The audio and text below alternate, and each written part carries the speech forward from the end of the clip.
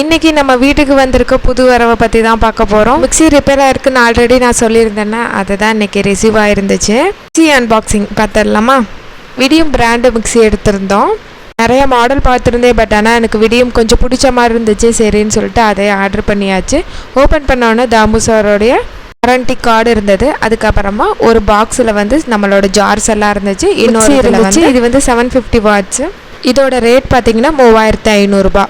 கவரை தூக்கணுன்னா black colour சூப்பராக இருந்துச்சு. அதுக்கப்புறம் ஜார்ஸ் எல்லாம் ஓப்பன் பண்ணி பார்த்தா 4 ஜார் கொடுத்துருந்தாங்க. ஒன்று ஜூஸரு, அதுக்கப்புறமா 3 வந்து நம்ம அரைக்கிறது.